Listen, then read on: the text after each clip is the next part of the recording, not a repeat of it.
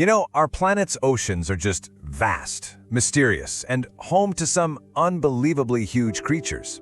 Now, if I were to ask you, what's the biggest animal that ever lived, chances are you're thinking of some kind of dinosaur, right? Well, let me start with a fact that might just blow your mind. That's right, the blue whale, swimming around in our oceans as we speak, is bigger, heavier, longer, you name it, than any dinosaur that ever stomped the earth. It is the undisputed champion of size in the entire history of life on this planet, hands down. See, the blue whale isn't some kind of fluke. It turns out the oceans have been cooking up giants for hundreds of millions of years. It's not a coincidence, it's a pattern. It's almost like there's a recipe, an ancient formula for making a monster. And today, we are going to break that recipe down. So, how did all these creatures from totally different families, we're talking reptiles, fish, mammals, all end up getting so enormous?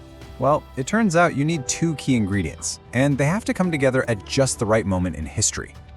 Think of it like this. You can't set a world record without two things: the perfect stage and an athlete who is perfectly trained to win on it. In the ocean, that stage is the ecological opportunity, and the star athlete is evolutionary adaptation. You need both. Okay, so what does opportunity really mean here? Well, it means something has to happen to open up a new possibility. Maybe a massive extinction event wipes out all the top predators, leaving the throne empty. Or it could be a huge climate shift that makes the oceans just explode with life. A gigantic all-you-can-eat buffet suddenly appears. Right, because an opportunity is no good if you don't have the tools to take advantage of it.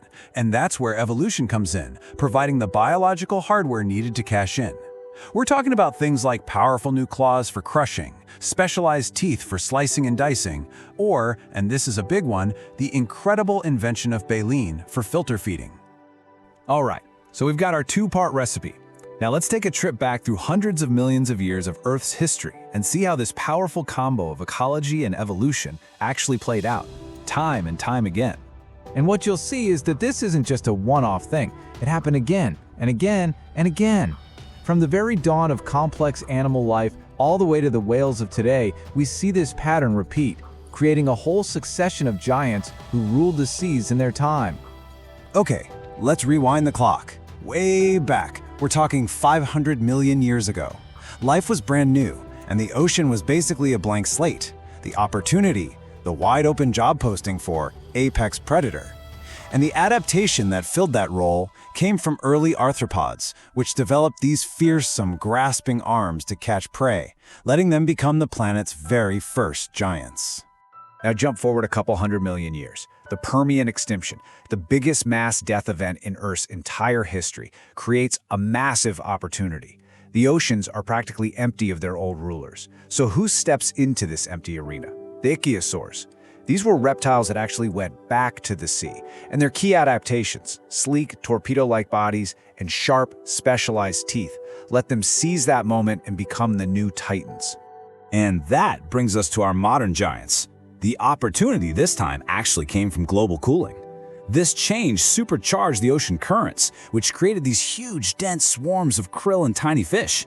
The game-changing adaptation was baleen, which allowed whales to gulp down and filter these massive clouds of food with incredible efficiency. And bam! That combination unlocked a whole new level of huge, leading directly to the blue whale. Okay, so we've got the how. We know how giants are made. But here's where the story gets even more interesting. It turns out giants don't just live in their environment, they actively shape it. They're what we call ecosystem engineers. Seriously, when you put a giant in an ecosystem, it literally changes everything. They control prey populations from the top down. Their constant movement churns the ocean, pulling vital nutrients from the deep sea up to the surface where smaller creatures can use them. They call it the whale pump. They are absolutely fundamental to the health of the entire ocean. And hey, don't just take my word for it. This quote from the research really says it all. Giants aren't just these passive things that happen to get big. They are active architects. They rewrite the rules for the entire ecosystem. Their massive size has an equally massive impact. Look, learning all this ancient history isn't just for fun, right?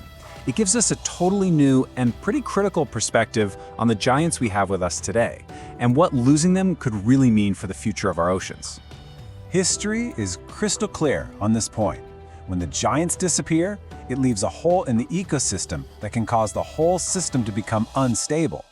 The jobs they do, as predators, as nutrient cyclers, are just too big for smaller animals to fill. When they're gone, it can set off a chain reaction of negative effects all the way down the food web. Now this really puts things into perspective. Take a look at the bar on the left. That represents past peaks in the diversity of huge animals. Now, look at the bar on the far right. That's us, today. As you can see pretty clearly, we are living in a world with far, far fewer giants than in many periods of the past, and that makes the ones we have left that much more precious. So here we are. We've cracked the code. We understand the incredible, delicate dance between opportunity and adaptation that it takes over millions of years to create an ocean giant.